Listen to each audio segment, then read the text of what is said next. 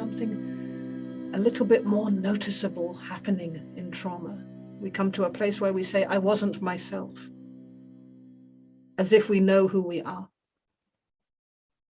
We come to situations where we're trying to hold it all together, whatever that means.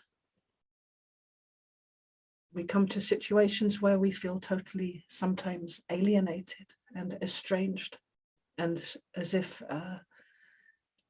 everything is surreal, as if our experience becomes foreign, weird, maybe even a little bit creepy. As if sometimes it can be as if we're looking at the world from a vast distance. So this area of trauma, the field of exploring trauma and trauma therapies, is really at its beginnings. And we really see this as part of the evolution of the understanding of trauma and all the different ways that can support processes of trauma, whatever trauma might be. So as things stand right now, trauma is beginning to be understood by most people in the field as very common, meaning there isn't a person without a trauma. There isn't a personality without trauma at play. And when I say there isn't a personality without trauma at play, I mean there isn't a group of personalities, because we're all more than one personality. And what's beautiful is this is really, really begging for non-dual wisdom. When we come to a place like with parts therapy in America, which is very trendy right now, where it's acknowledged that there are many, many personalities, and it's the norm that we have different forms of personality. It's no longer, it only becomes a disorder when you get stuck in one or two of them. So acknowledging that there's many forms of personality means we must acknowledge that we are not ultimately the personality, because there's not like one personality is the real one and the other ones are the fake ones. If there's many personalities, none of them are ultimately who we are. And this leads us right back to the basic question of non-duality, which is from Ramana, which is, who am I? Really, who am I?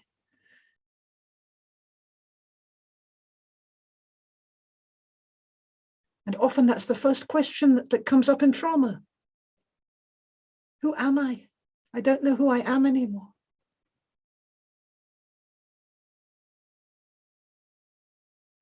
I don't recognize myself anymore. This collapse of identity. And identity sounds clinical, but where we've got identity, we've got a whole feeling association, a whole configuration of emotion. A whole personality is hanging on an identity.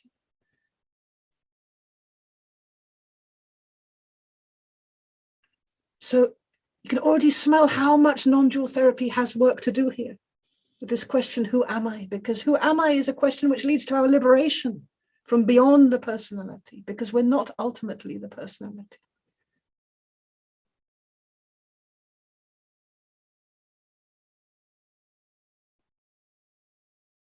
And so much of the awakening that's happening is across the world with different people through the wisdom of non-duality is based on this realization that I am not the personality. I am something formless beyond the personality. I am the silence. I am this pure awareness. I am this existence.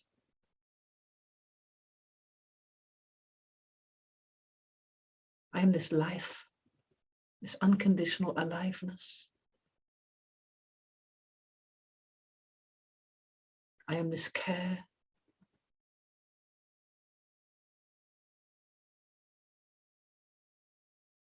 I am this consciousness.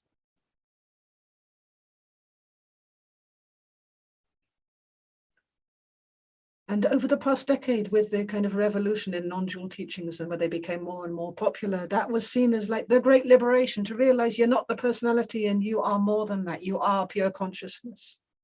Yay. The problem is that the personality doesn't disappear then, and nor does the body. You can say, I'm not the body and I'm not the personality, but it doesn't go away. It's still here, following our consciousness around wherever our consciousness goes. And it's still crying out in pain, and it's still confused sometimes. And maybe it's a whole collection of personalities with a lot of leads that we carry around with us wherever we go. All kinds of forms, patterns of behavior, all kinds of identities, but they don't go away so easily. And we can build a whole new personality and call it a non-dual personality, but it doesn't really work as, it's just one of them in a pack of cards of possibilities we can put on our non-dual personality. But, let's be real. If somebody really pisses us off in the traffic, we're not very non-dual about it. So this is where it's happening. This is where non-dual therapy is happening. And in this course, we're going to be exploring even deeper the whole movement of non-dual therapy and trauma. So in the last course, we asked the question, what is trauma? And we worked very deeply with trauma as an atmosphere, which arises after there's been a shock. And we worked with the principle of shock and following the experience of shock and getting a deeper insight into what shock is. Not just saying, yeah, there's a shock and then let's work with the bad thing that happened. We really focused on the shock itself, the principle of how this body experiences shock, which is a deep nervous system reaction. It's like a reset of the mind, of reality. That's how they train rats in cages. They give them electric shocks to condition them. We smack children in the 70s. They used to smack children to shock them into behaving in a certain way and not in another kind of way. Maybe to shock them into the principle that they should be afraid, that they shouldn't really relax. So this shocking movement is very much like conscious awakening, because what it gives is a reset beyond any identity, and then a new program can come forward. And when the shock has been a horrible thing that happened, there is often a new program comes forward, which is very conditioned on it being a bad place, on a sense of badness or wrongness or shame or fear, avoidance. The world gets a little bit smaller, a little bit more life. The personality becomes each time with each shock and each trauma a little bit more organized to survive, meaning it's more composed of coping strategies, methods to survive life, tricks that we can do, strategies to cope with being here. And of course, when we approach life and approach being here with a strategy to cope with being here, we've already made life the enemy. Being here in freedom already became a kind of danger.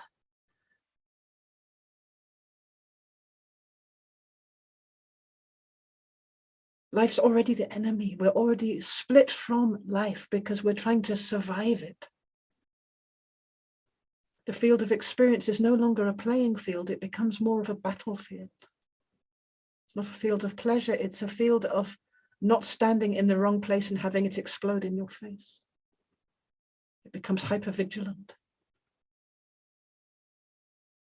risky, and our mind becomes occupied with risk calculation, threat detection.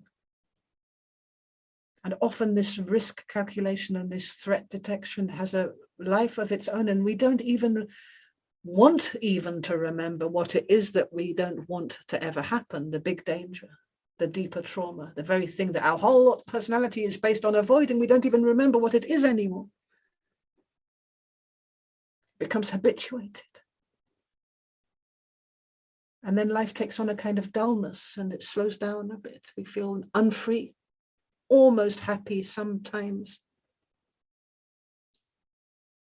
Moments in which we sniff the possibility of relaxation, the promise that maybe it might be possible to relax one day, which is a kind of misery in personality. Doesn't matter which personality, but it's miserable.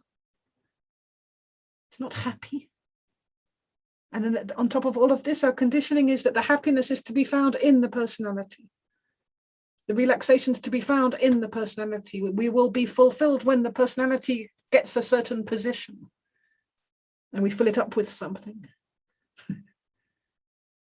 That we will be safe when the personality is made in such a way that it can never be in pain. These are all illusions. These are all false promises, false conditionings that keep us locked in to programs of limitation. So we worked with shock, and we worked with trauma, and we worked with the atmosphere of trauma. And what we worked with most of all was the understanding that trauma itself, this shock, is happening in the field of our true nature. In the moment of this shock, we lose our naturalness. There is shock, there is the traumatic effect, the state of trauma, and a shock can get us out of the state of trauma. Again, it can give us the opportunity to reset the program. This is why we work with shock as a therapeutic technique. And there is the naturalness, which is so much longing to be here in freedom, just to be ourselves, just to feel whatever the fuck shit we feel in any moment, just to let the love be free, not a little bit of love, to let us ourselves love like thunder and lightning, if that's what love wants to do. Naturalness, to be able to be loose enough and soft enough to let whatever qualities need to come through us, or not come through us, to be nothing at all, to be empty, to be totally uninspired. Also, that's part of our naturalness. So much connected with not having to make effort all the time. Effort, effort, effort, effort to exist, effort to be happy, effort to get somewhere, effort to belong, the effort to be okay, the effort to make better whatever the wrong thing it is that we did or that we are, to make up for it, the effort to repay our debts, that we don't even know how we got indebted so much to the world and to other people that we have to constantly repay.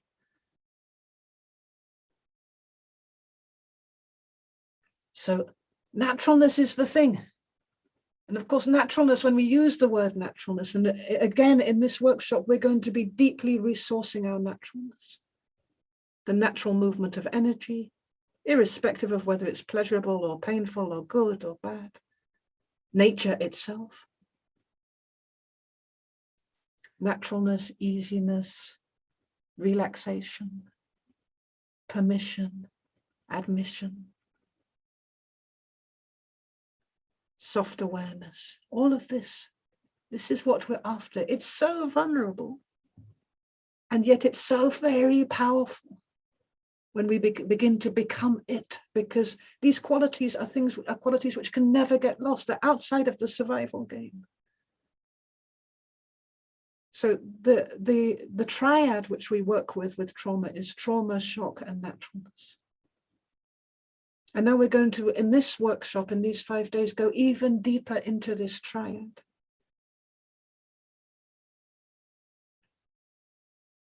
So one thing you can say about naturalness, if you look towards a dog or a cat or a bird, is that it's a constant flow of aliveness, which can incorporate easily the unexpected. It's responsive, it's sensory, it's changing all the time, it's creative, but it can also let things go easily. It's very much in the here and now. Naturalness. And then we have this thing which is called who I think I am, the reality of who I am, or the reality of how this world is. The reality. Reality. This fixed reality, which I think is who I am. And some of our beliefs about this reality, we're quite stubborn. We really, really, really believe that ultimately we are this female in Holland at this age, with this bank account number, with this physical condition. We really believe this is really defining us. And if we don't believe it consciously, we're holding on to it unconsciously. This reality. We cling to the sense of reality, and this sense of reality isn't entirely our naturalness, because we don't know who we are, what we are, where we are. Not really. We don't know what is the reality. We make them up. We make up realities. We make up realities and then we throw them at each other. But wherever there's a reality, we've lost the sense of flow, the flow of naturalness. Something is impeded in the flow of the naturalness of receiving and expressing and experiencing and resting behind that in peace, contentment, well-being. Reality as a construct interferes with our naturalness.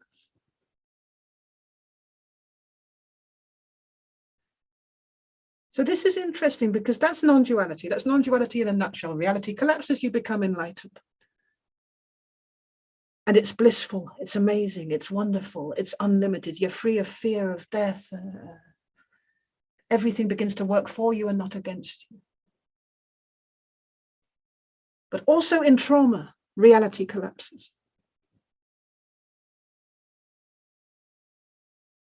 It's the same principle as the shock, you see. The shock is a conscious awakening, which in trauma is a horrible, rude awakening. The collapse of reality in spirituality is like a liberation from all of those restrictions of a limited reality. You see things more deeply, you see the true aliveness, the nirvana which is here. And in trauma, the reality collapses in a very difficult way, and it can feel like we're falling through the bottom. It can feel like God was an illusion, he's totally disappeared, or it's totally disappeared. Our beliefs collapse, our realities are so much built on our beliefs, so the mind in opening up, you can feel the devastation of being betrayed, forsaken, that nothing can be trusted anymore. This is trauma as well.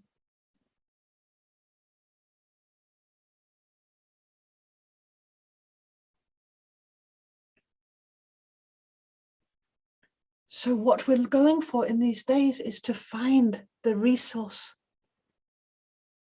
of the wisdom of non-duality, in which we can be beyond the shifting sands of different realities, the playing fields of realities, in the gap. What appears as the gap, but afterwards becomes the kind of plain sight, clear, evidenced security of our being here, without negotiation.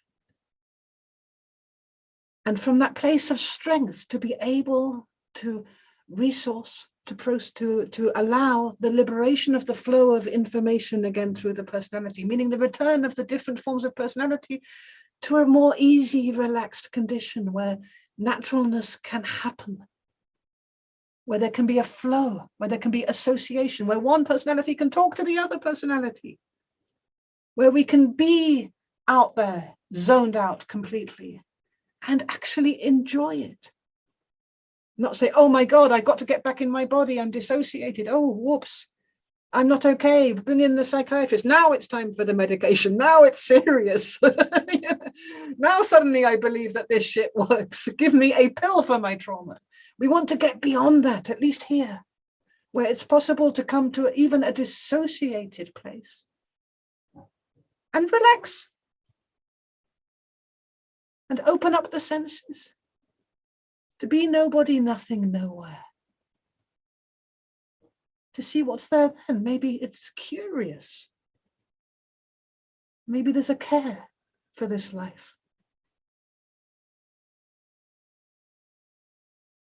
Maybe there are angels there with us. Maybe we were always there and we never have to leave that place. Even if we do come back into our body again and pick up a life and be a personality, even if we're a real asshole, we can still also be there. Maybe the connection can get re-established with the source of ourselves.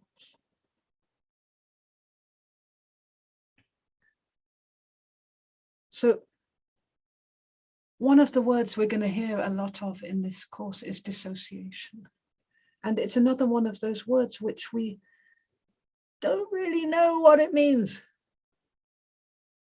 It means as far as we can tell, there are many, many different ways where we put the label dissociate. And so let's give it the broadest possible definition, which is we dissociate where the flow of naturalness is obstructed, where the conversation breaks down, where the freedom, where there's a lockdown in any possible form, where we get the sense of being stuck.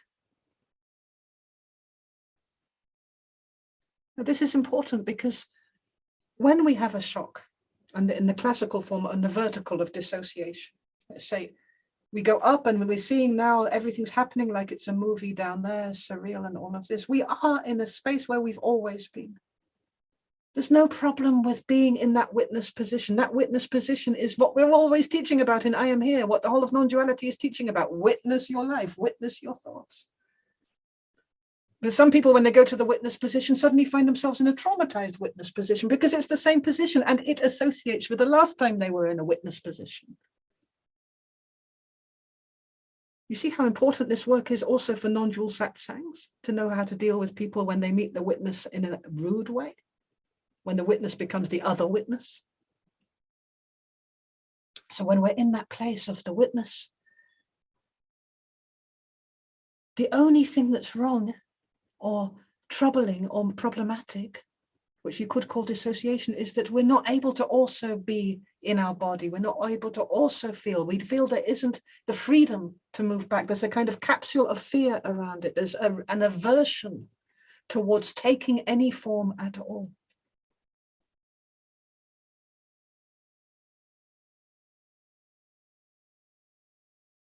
This is one form of dissociation when we go into that. Maybe it's an elective mutism, a silence, or a place beyond form, and we really don't want to come back, but we're watching it anyway. There's an interest, but we're stuck. It's hard to come back to open up again the other areas of information, to open up the senses, to feel the feelings. It just feels too impossible. And that often happens when the conflict, the split is so extreme that you can't make a move this way or that way. You can't choose between this form or that form. It's an damned if you do, damned if you don't situation. It just feels impossible to be in form. So it's better to be out. Or when the pain becomes the pain behind that conflict or within that conflict is so unbearable. It's a natural protective mechanism.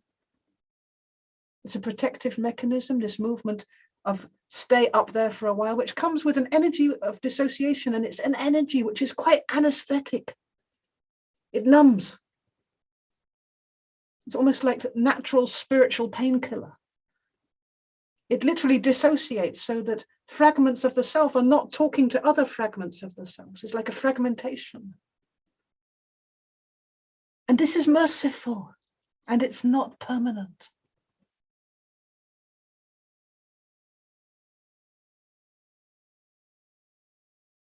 So it can be so beautiful when we develop the confidence that it's possible to enjoy any position of consciousness, and by itself, naturalness will reinstore the flow. When we don't need to make an effort for it, when we can bring time, space, easiness, patience, but that confidence comes from being beyond the conflict, being beyond fear. Strengthening that place where it's like, whatever, I exist.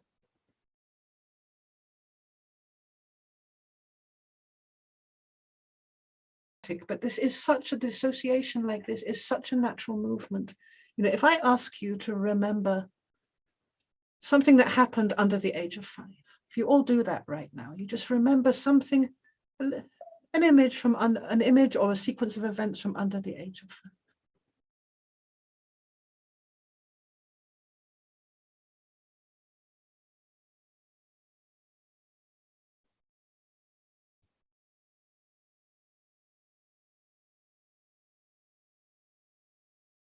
This Zoom call. Something from this morning between waking up and getting into this Zoom call.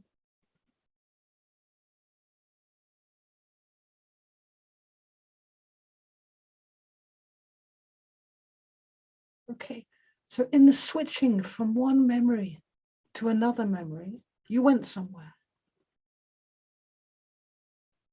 To be able to let go of that memory when you were 5 and to tune into a memory of earlier this morning, you went to a place, you dissociated.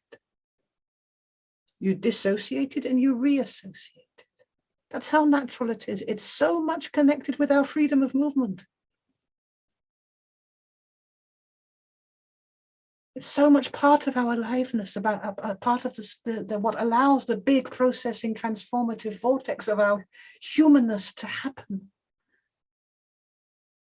If I ask you to think something, have a thought, like just think something, whatever mental thought, a sentence in your head right now, have a thought. Say something to yourself.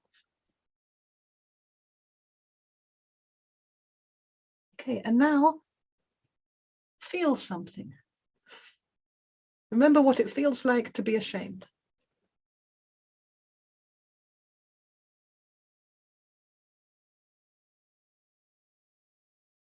Again, to make the transition from thought to feeling, you dissociated to a place which is non-dual, which is free to move the consciousness from one whole dimension of experience to another whole dimension of experience. There's a space there. There's a non-dual space there. See how much it's part of our freedom to be here. We don't want to pathologize it, we want to liberate it. This principle of movement, of free movement. That our consciousness is always free to move between one field of experience and another field of experience.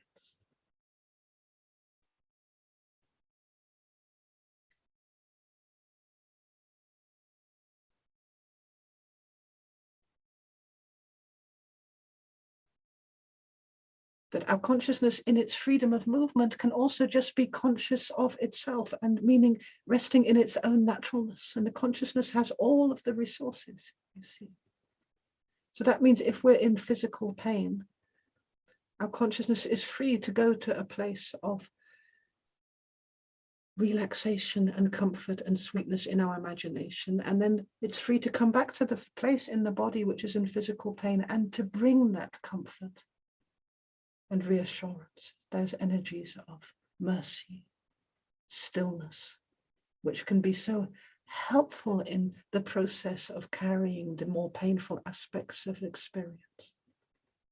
Could actually allow us to relax within the experience of pain, even to be curious about it. It's the same with emotional pain.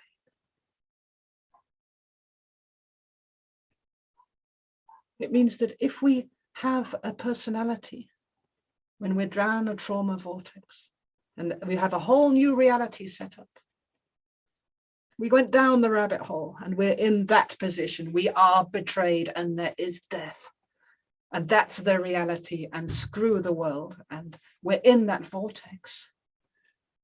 It's a whole energetic configuration, but our consciousness is free to move out of it to another place and to actually be nice to the children and all of this. And it's free to move back again later and to see what work needs to be there. Maybe it's a completely different energetic patterning in one vortex of the personality from another vortex of the personality. Maybe the non-dual one can be totally healed.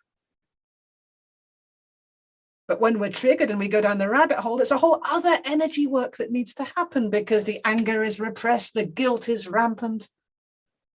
The energy of like suicidal intent is all over the place. And we know by now that we don't get anywhere by just rejecting it or denying it or encapsulating it even more in negation. We're here to heal all the parts of ourselves. And for this, we need to be able to dissociate in order to reassociate, to resource. That consciousness will be allowed to move up and down and side to side.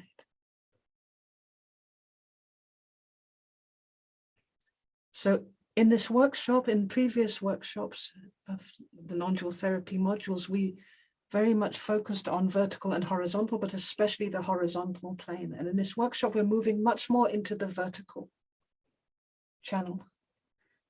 And we move into the vertical channel, not to exclude the horizontal, but to center even more deeply. Because when we move deeply into the vertical, it could be that a left to right movement or the horizontal comes forward because we're a kind of spinning vortex of energy.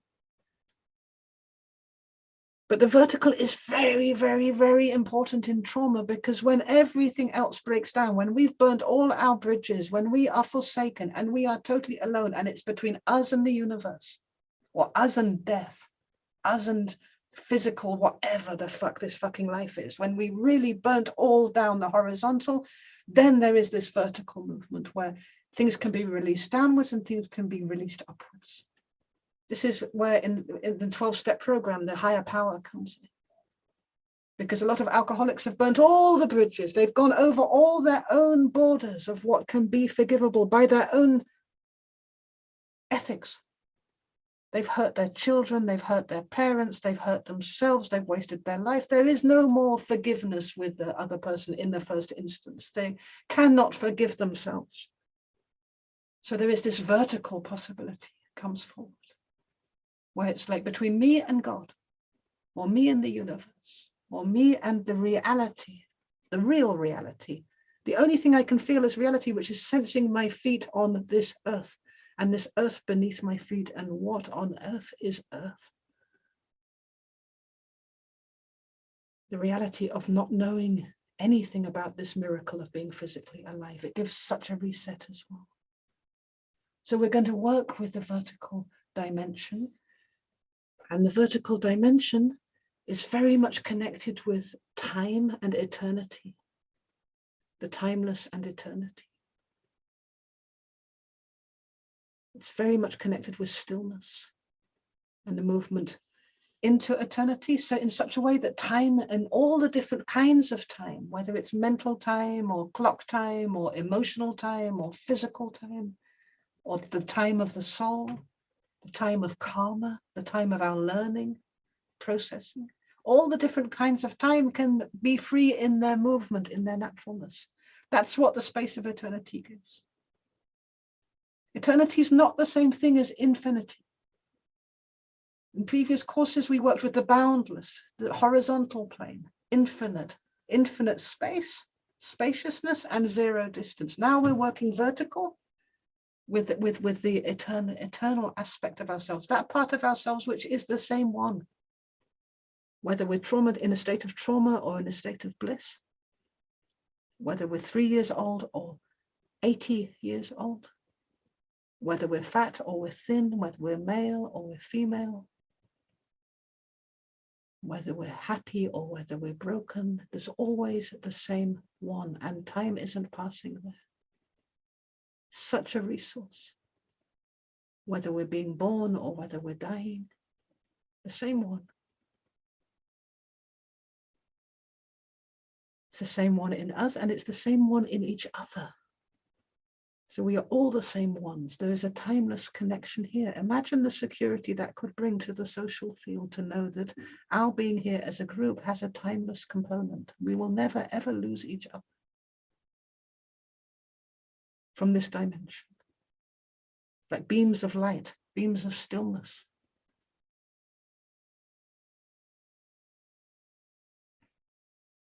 All made of the same light, different rays in the vertical. Got all of eternity to have the conversations that need to be had, to work things out if they need to be worked out or not, or just to be here together.